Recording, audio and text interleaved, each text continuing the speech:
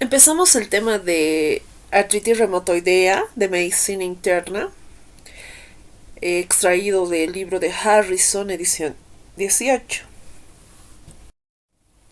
Entonces podemos decir que la artritis reumatoidea es una enfermedad inflamatoria crónica de origen desconocido que se va a caracterizar por poliartritis simétrica y tanto periférica. Va a constituir la modalidad más frecuente entre las artritis inflamatorias crónicas y suele ocasionar daño articular y discapacidad física. Se trata de un trastorno de orden general sistémico y por ello la artritis reumatoidea puede acompañarse de diversas manifestaciones, ya sean pericárdicas, pulmonares, neuropatía, vasculitis y anomalías hematológicas, ¿no? Los conocimientos acumulados en la investigación básica y clínica en los últimos 20 años han revolucionado los paradigmas. Podríamos decir acá que esta artritis va a ir a atacar a la membrana sinovial. Su principal síntoma es la inflamación articular, que casi siempre está presente y puede darse en cualquier edad, y más que todo se da entre los 20 a 40 años. Se presentan síntomas extraarticulares, va a haber una rigidez importante y el dolor va a empeorar con el reposo. Y va a haber una enfermedad autoinmune. Entonces, viendo un ciclo, acá podemos ver que lo más importante, caracterizada por una poliartritis tanto simétrica y periférica, ¿no? Va a haber daño articular, discapacidad física en diversas manifestaciones. Va a haber lo que es fatiga, va a haber nódulos subcutáneos que van a afectar tanto al pulmón y el pericardio, y la neuropatía periférica, vasculitis y anomalías hematológicas. ¿Cuáles van a ser las manifestaciones clínicas? La incidencia de la artritis reumatoidea entre los 25 a 55 años de vida es el periodo del cual llega a un nivel de equilibrio hasta los 75 años de edad para luego disminuir. Las manifestaciones iniciales típicamente van a ser consecuencias de la inflamación de articulaciones, tanto sea tendones y bolsas sinoviales. El paciente suele señalar rigidez matinal.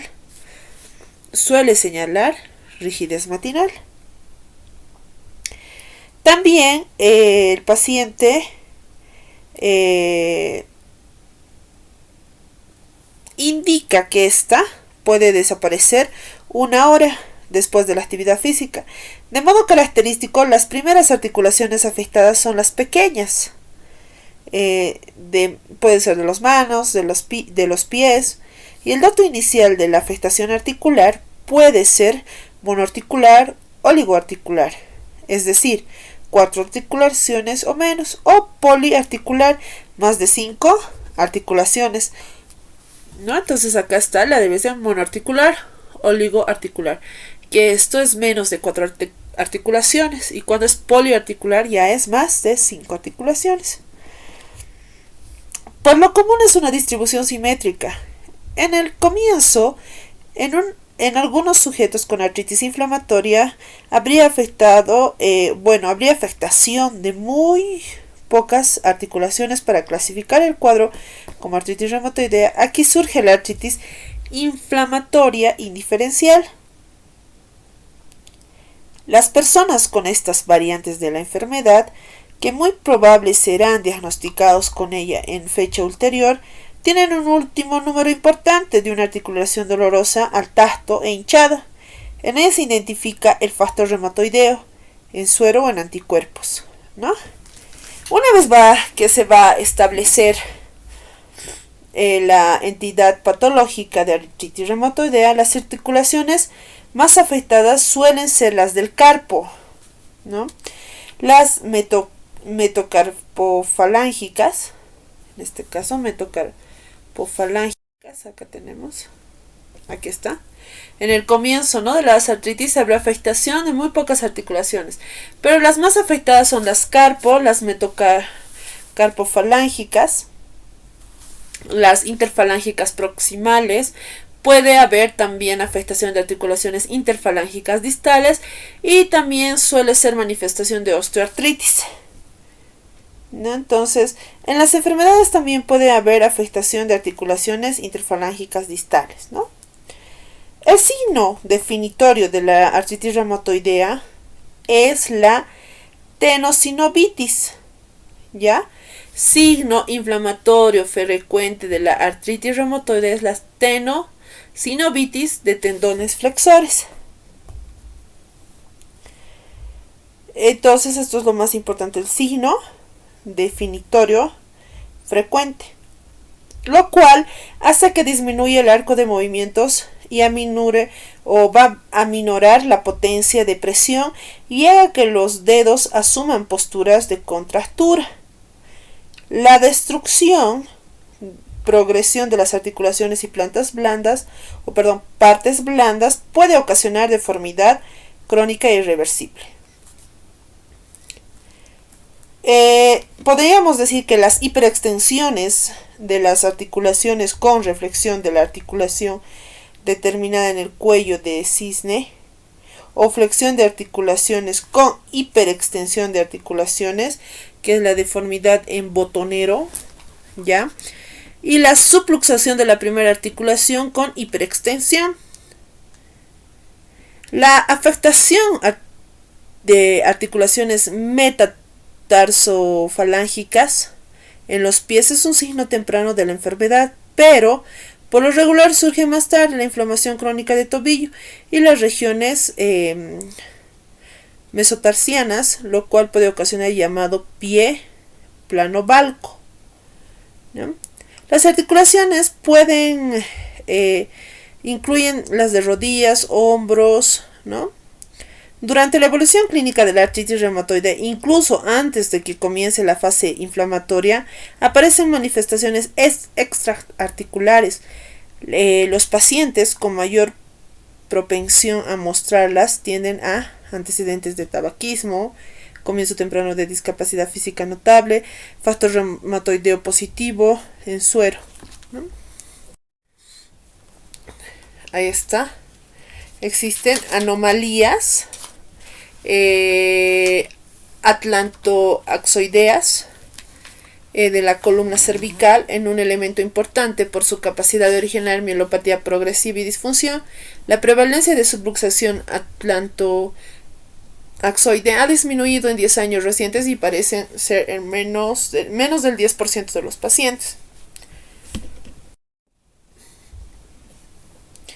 Podríamos decir que durante la evolución clínica de la artritis reumatoidea, ¿ya?, incluso antes del comienzo de la fase inflamatoria, van a aparecer manifestaciones extraarticulares, ¿ya?, como son nódulos subcutáneos.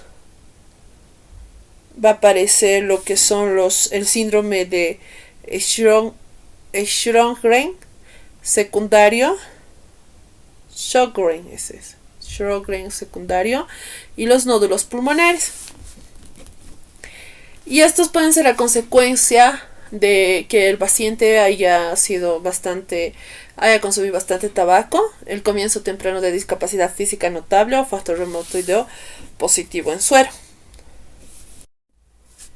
Entonces, cuando vamos a hablar de los signos y síntomas de este tipo, va a incluir lo que es la pérdida de peso, va a incluir fiebre, va a haber fatiga, va a haber malestar general, depresión y en los casos más graves, caquexia.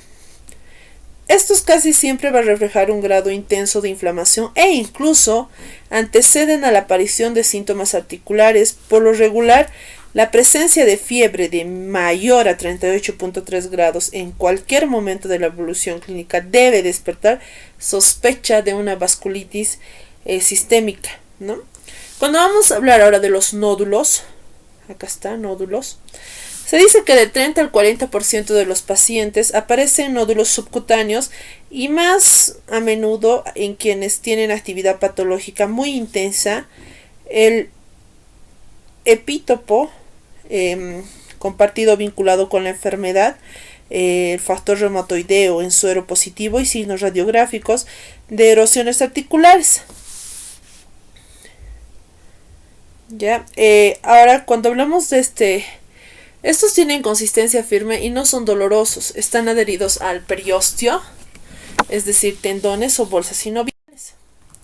Cuando vamos a hablar de síndrome de Sjögren, es un padecimiento sistémico inflamatorio crónico que va a afectar a las glándulas lagrimales, acá está, las glándulas lagrimales y salivales por infiltración linfoplasmocitaria causando disfunción que desencadenan cuadros de xeroftalmia, xerostomía, que acompañan a otras juntivopatías como artritis reumatoidea. En promedio, el 10% de los individuos con artritis reumatoidea tienen este síndrome.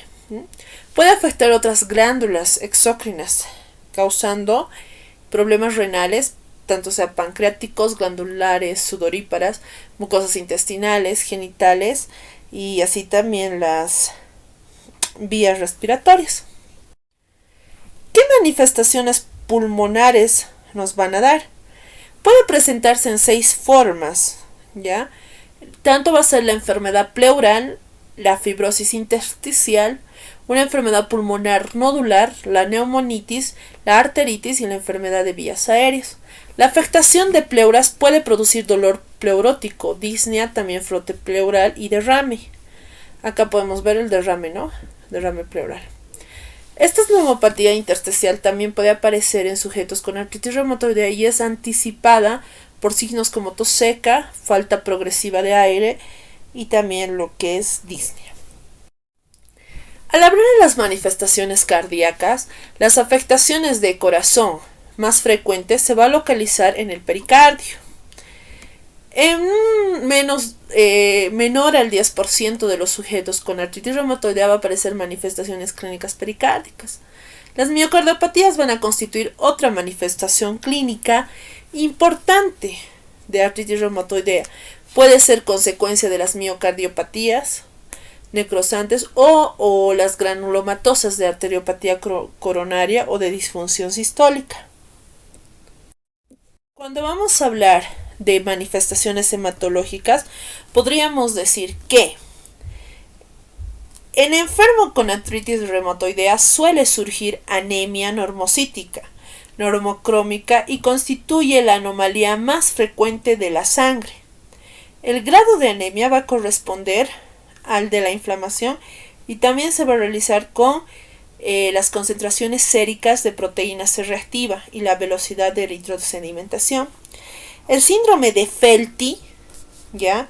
Este síndrome de Felty se va a definir por la triada clínica de neurotropenia, esplenomegalia y artritis reumatoidea nodular y se va a observar en el menor al 1% de los pacientes va a afectar a la raza blanca y en las etapas tardías. Las leucemias de linfocitos granulares, este puede tener lo que es un cuadro clínico inicial, ¿no? También va a haber lo que es, por ejemplo, las leucemias linfocíticas granulares se van a caracterizar por una proliferación clonal crónica inconstante de células linfocíticas. Esta es una abreviación por si acaso, ¿no? Son leucemia de linfocitos granulares grandes, ¿no? Entonces, lo cual va a ocasionar neutropenia y esplenomegalia. Cuando vamos a hablar de linfoma, estudios han indicado un incremento de 2 a 4 veces el riesgo de linfoma en sujetos con artritis reumatoidea. En histopatológico, el más común es el linfocito B, grandes. El linfoma aumenta si la persona muestra una notable actividad patológica de la enfermedad o el síndrome de Felty. Cuando vamos a hablar de entidades patológicas concomitantes, vamos a decir que se acompaña de artritis de artritis reumatoidea, que van a contribuir a la morbilidad y la mortalidad del trastorno. Las enfermedades cardiovasculares y las causas más frecuentes de muerte en individuos con artritis reumatoidea son las enfermedades cardiovasculares. La incidencia arteriopatía coronaria y también la arteriosclerosis carotidia. Los factores de riesgos cardíacos van a ser la hipertensión, la obesidad, la hipercolesterolemia, la diabetes y el tabaquismo. Hablemos de la osteoporosis. La osteoporosis es un entorno inflamatorio de las articulaciones, probablemente se propaga en el resto del organismo e induce a una pérdida ósea generalizada, activando a los osteoclastos. También va a contribuir a lo que es a la osteoporosis con factores como empleo de glucocorticoides por largo tiempo, y la inmovilidad proviene la incapacidad. Hay mayor posibilidad de que surja fracturas de articulaciones coxofemorales, ¿no? Va a haber lo que es aquí esta articulación sana. Esta es la articulación sana, hueso-cartílago. Cuando va a haber osteoartritis, va a haber un daño del hueso y también va a haber daño del cartílago. Cuando vamos a hablar del hipoandrogismo o hipoandrogenismo, los varones y las posmenopáusicas con artritis tienen menores concentraciones séricas medidas de testosterona, hormona luteinizante y deshidroepiandrosterona. Las menores concentraciones de testosterona van a brindar una moderada protección contra la artritis reumatoidea en varones jóvenes. Las personas que reciben por largo tiempo glucocorticoides pueden mostrar hipoandrogenismo. Proviene de la inhibición de la secreción de la LH y de la hormona folículo estimulante, que es la FSH, ¿no? De la hipófisis.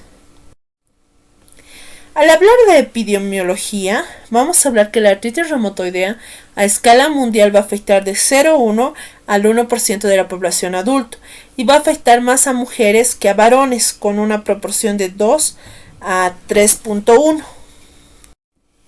¿Cuáles van a ser los factores ambientales? Los factores ambientales va a ser el tabaquismo. El gemelo que fuma presentará un riesgo relativo notable mayor de tener artritis que es otro gemelo monocigoto, en teoría con el mismo riesgo genético, pero no fuma. Las infecciones de artritis. Después del año 1931 se ha descubierto el suero de sujetos con dicha enfermedad aglutinada con cepas de Streptococcus, y también va a haber lo que es el virus de Epstein-Barr.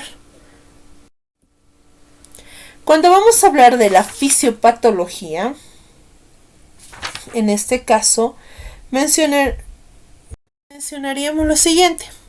Los fibroblastos sinoviales van a constituir ya componentes estructurales de las articulaciones, como son el colágeno, la fibronectina y la laminina. Este líquido sinovial ultra filtrado de la sangre, el hialuronano y la lubricina. ¿Cuáles van a ser los síntomas patológicos definitorios? Va a haber inflamación y proliferación sinovial, va a haber erosión focal del hueso y el adelgazamiento del cartílago. El panus es un tejido de granulación formado por fibroblastos y células mononucleares.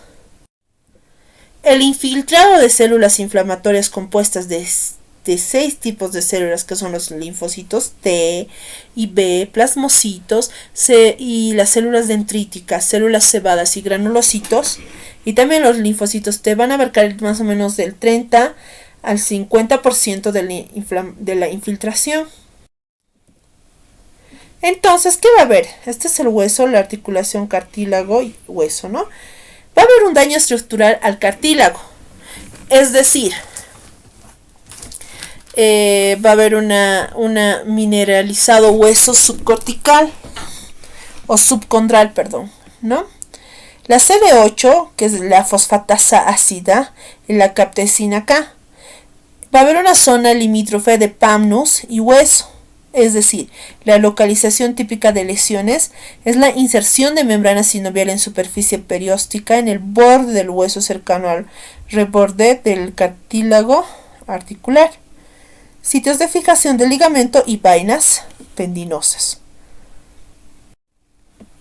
La osteopenia ya surge en articulaciones con inflamación activa, adelgazamiento de las trabéculas en las metáfisis de los huesos, manifestaciones con alteración de señales, indica que tienen abundante agua, poca grasa, tejido inflamatorio fuertemente vascularizado, y las lesiones de médula ósea anticipan la erosión del hueso. Cuando hablamos de osteoporosis generalizada, la consecuencia del adelgazamiento del hueso trabecular en todo el cuerpo, las áreas iniciales de degradación están yuxtapuestas al panus sinovial. La matriz cartilaginosa se caracteriza por la pérdida generalizada de proteoglucanos. La degradación de cartílagos también se manifiesta en las zonas pericondrocítica. Acá podemos ver lo que es una síntesis de la fisiopatología de cómo va a ser lo que es la artritis reumatoidea. Entonces vemos acá que la predisposición genética con factores del entorno pueden producir la aparición de artritis reumatoidea con activación ulterior de los linfocitos T. Se va a activar los linfocitos T de la membrana sinovial. Los linfocitos T CD4,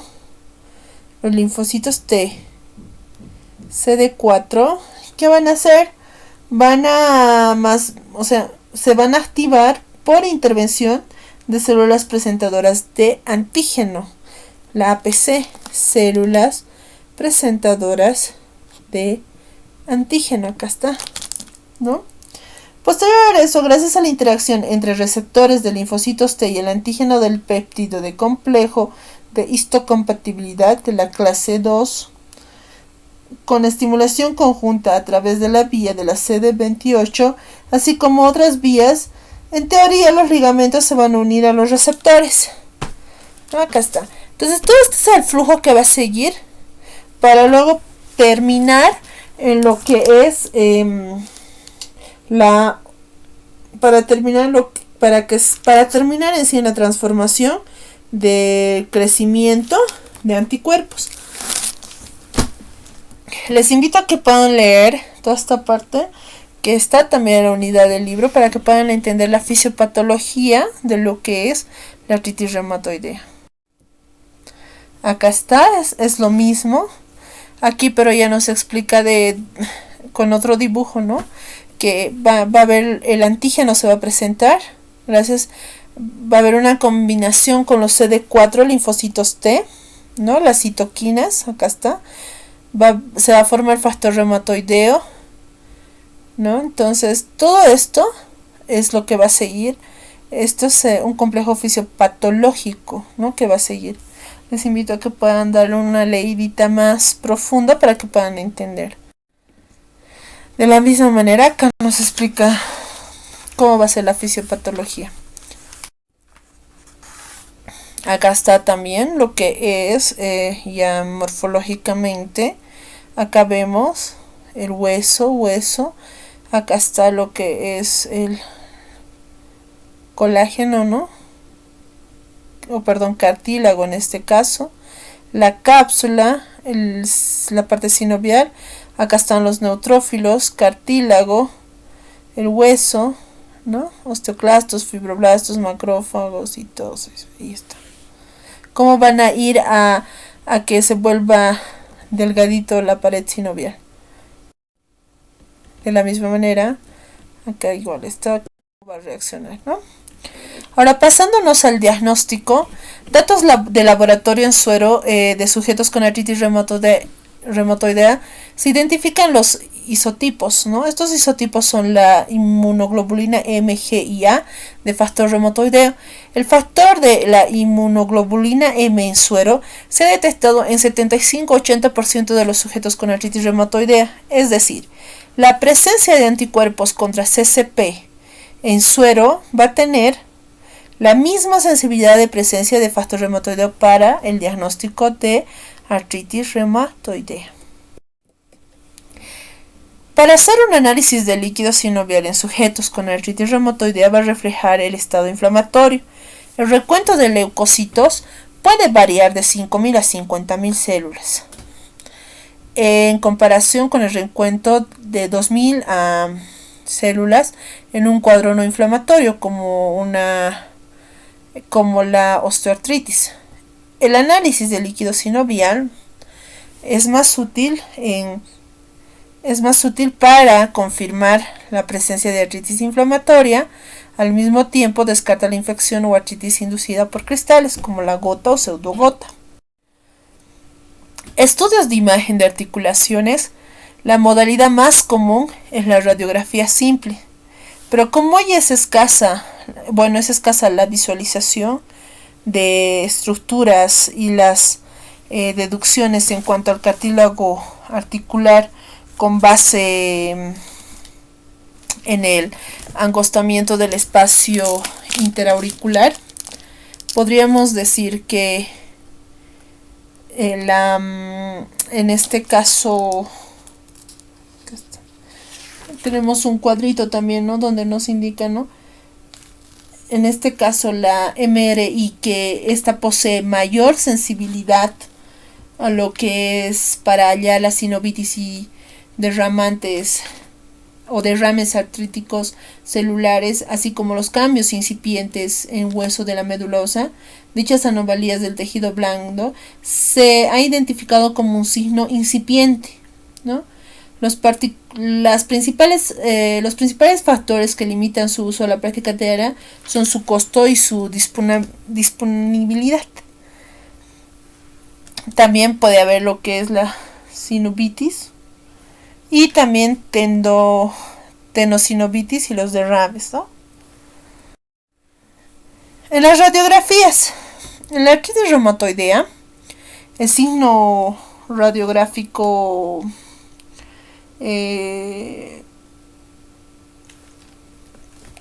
inicial es la osteopenia yuxtaauricular. En esta osteopenia yuxtaauricular va a incluir lo que es el edema de partes blandas, va a haber disminución simétrica del espacio articular y erosión subcondrales, más a menudo en el carpo y en las manos y también en los pies. Los signos laterales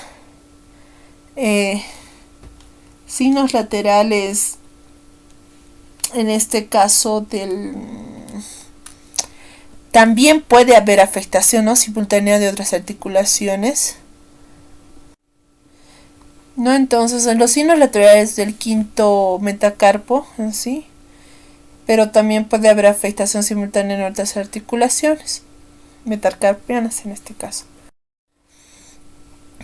La resonancia magnética va a poseer una mayor sensibilidad para hallar sinovitis y derrames articulares. La ecografía Doppler de color tiene la capacidad de detectar más erosiones que las radiografías simples. Tratamiento. Remisión de la actividad clínica patológica bajo actividad inflamatoria. Protección de las estructuras articulares y mantenimiento de la función. En este caso va a haber individualización de las medidas terapéuticas y mejorar lo que es la calidad de vida. En este caso siempre va a haber lo que son los AINES, ¿no? Todos van a estar todos presentan eficacia similar. Complementos para controlar síntomas, analgésicos y antiinflamatorios. Estos van a ir a inhibir lo que es la COX-1 y la COX-2 En este caso, cuando vamos a hablar de AINES, son los antiinflamatorios no esteroideos, ¿no? Que van a ser elementos básicos de tratamiento antirreumático, pero hoy en día se les considera como complementos para tratar síntomas que no controlan otras medidas. Entre esos, acá podemos ver cómo van a ir a actuar, más que todo, ¿no? Los antiinflamatorios no esteroideos van a lo que es actuar inhibiendo lo que es la COX-1, COX-2, va a haber activación plaquetaria, vasoconstricción, proliferación, el endotelio vascular, protección de la mucosa gastrointestinal y vasculatura renal, va a haber broncodilatación y función renal, ¿no? Entonces, entre los antirreumáticos vamos a tener lo que son, estos van a ser lenta o evitan la progresión estructural de la artritis reumatoidea, más o menos la acción de 6 a 12 semanas, como son el metotrexato, la leflunomida, la sulfasalazina y la hidrocloroquina. En el libro decimos, ¿no?, que la hidrocloroquina, más o menos de 200 a 400 miligramos ingeridos, pero los efectos tóxicos graves va a ser un daño retiniano irreversible, va a haber una cardiotoxicidad, va a haber una discrasia sanguínea y otros efectos adversos frecuentes pueden ser náuseas, diarrea, cefalea, exantemas, ¿no? La valoración inicial va a ser la exploración de los ojos de las personas mayor de 40 años de vida o que han tenido una oftalmopatía. La vigilancia seriada, estudios de fondo de ojo y la campimetría. La sulfasalazina inicial 500 miligramos ingeridos 2 veces al día. Va a haber lo que son efectos tóxicos adversos, las granulocitopenia, va a haber anemia hemolítica, ¿no? Y los más frecuentes efectos adversos van a ser náuseas, diarrea, cefalea. ¿Ya? El metotrexato va a ser de 10 a 15 miligramos ingeridos por vía subcutánea, ácido fólico 1 miligramo para disminuir efectos tóxicos. Los efectos adversos graves van a ser la hepatotoxicidad, las mielodepresiones, infecciones, neumonitis intersticial, embarazo y en el embarazo que va a tener mucho, ¿no?, que ver también. En los efectos adversos frecuentes va a haber náuseas, diarreas, estomatitis ulcerosas de la boca, alopecia, fatiga, ¿no? Y la leflunomida, que es de 10 a 20 miligramos por día, igual de la misma manera va a causar hepatotoxicidad, mielodepresión, infección, y también va a afectar al embarazo, va a haber alopecia, diarrea. Entonces, como dijimos, ¿no?, remisión de la actividad clínica patológica, baja actividad inflamatoria, protección de las estructuras articulares, individualización de las medidas terapéuticas y mejorar la calidad de vida. Cuando vamos a hablar de los glucocorticoides, para un control rápido antes de comenzar con un tratamiento eficaz, ¿no?, los efectos adversos, la osteoporosis en consumo de 5 miligramos o más por día por más de 3 semanas, ganancia de peso aspecto cushoide, hipertensión arterial, hiperglicemia, la prednisona de 5 a 10 miligramos cada día para artritis, glucocorticoides. Los antirreumáticos hacen lenta y van a evitar la progresión estructural, ya habíamos hablado, ¿no?, metotrexato, luflunomida, la sulfasalazina y la hidrocloroquina. Aquí volvemos a ver el cuadrito. Entonces, ¿cuáles van a ser los inhibidores? En este caso va a existir lo que son inhibidores y primeros biológicos aceptados, como son el etanercept, la infliximab, adalimumab, certolizumab y golimumab, Diferentes estructuras pero con eficacia y seguridad similares en monoterapia o combinado con metotrexato. El inicio de acciones de 2 a 4. ¿Cuáles van a ser los efectos adversos? Riesgo de infección tanto leve como severa. Neumonía y afecciones dérmicas, infecciones oportunistas como tuberculosis, fúngica, cistoplasmosis, candidiasis, blastomicosis, hepatitis B. No recomendamos en enfermedades desmielinizantes y falla cardíaca. ¿Cuáles van a ser los productos fármacos aprobados? En este caso, fármacos con nombre comercial van a ser, por ejemplo, el etanercept, ¿no? Que viene, son pacientes con artritis reumatoidea moderada o intensa, que va a reducir los signos y síntomas y van a inhibir la progresión del daño estructural. El infliximab viene con el nombre de Remicade, Centocor, ¿no? En adultos con artritis reumatoidea o intensa y respuesta inadecuada al metotrexato, se usa solo en combinaciones con metotrexato. La anakinra, o que viene con el nombre de Kineret o Apgen, adultos con artritis reumatoidea o intensa y respuesta inadecuada, se usa solo en combinaciones con otros inhibidores en este caso, ¿no? Bloqueadores coestimuladores de las células T. Se van a unir a proteína CD8 en las células T, bloqueando la coestimulación de la célula. Esta administración puede ser por vía endovenosa o subcutánea. Endovenosa por peso menor de 60 kilogramos, 500 miligramos, 60 a 100 kilogramos, 750 miligramos y más de 100 kilogramos recibe 1000 miligramos cada mes. Por vía intramuscular, 125 miligramos sin importar el peso cada semana. Tiempo de respuesta en 3 meses. Efectos adversos con infecciones oportunistas. Acá tenemos la depresión de células B. Existe un fármaco que se llama rituximab. Es un anticuerpo monoclonal quimérico que se va a unir a la molécula CD20, haciendo que no se formen células B. El inicio del efecto en 3 meses luego de la infusión puede durar de 6 a 2 años. La dosis usual es de 1 gramo endovenoso en 3 a 4, ¿no? 2 dosis en 2 semanas aparte. Los efectos adversos son las reacciones de infusión a largo plazo, recurrencia de infecciones. Acá tenemos otro inhibidor, ¿no? La tocilizumab va a inhibir la liberación de mediadores. La dosis usual es de 4 miligramos por kilogramo.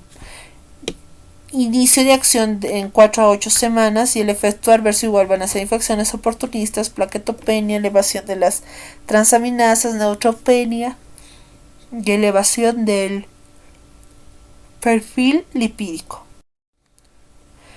La anakinra tiene escasa utilización para tratar la artritis reumatoidea a causa de su pequeña eficacia clínica. Más que todo se va a usar en enfermedades inflamatorias neonatales, como el síndrome de Muckle-Wells, la criourticaria familiar, artritis inflamatoria juvenil sistémica. Reducción del estrés articular. ¿Cómo vamos a reducir el estrés articular? La reducción de peso, mantener una actividad física leve, uso de ortesis o aparatos de apoyo, y el manejo quirúrgico va a ser una sinovectomía, un reemplazo total de la articulación y una artroplastía. Y con eso hemos culminado el tema de artritis reumatoidea y en resumen podemos decir que la estrategia terapéutica para la artritis reumatoidea ha revolucionado de forma impresionante por la aplicación de conocimientos sobre su patogenia y su tratamiento. tanto que los resultados en pacientes con artritis reumatoidea son mucho mejores en comparación con los que se obtenía antes de contar con modificadores biológicos. Hoy día un número cada vez mayor de pacientes en comparación con los observados en épocas pasadas pueden evitar la discapacidad notable y seguir en sus labores, aunque en muchos casos se necesitan modificaciones del entorno. Podríamos decir que los regímenes terapéuticos de las artritis reumatoideas se han tornado cada vez más complejas. Por eso es que asimismo la prevención y el tratamiento adecuado vinculado con las artritis reumatoideas como las cardiopatías isquémicas y las osteoporosis posiblemente se beneficien de la práctica conjunta ante la utilidad de la atención multidisciplinaria. Los conocimientos pueden provenir de estudios genéticos que identifiquen vías de suma importancia en los mecanismos de inflamación articular. Igualmente, ambicioso sería alcanzar la meta de identificar biomarcadores que permitirán la práctica de medicina personalizada para la atención de sujetos con artritis reumatoidea. Hemos terminado con el tema de artritis reumatoidea. No te pierdas el siguiente tema, que es gota. Muchas gracias.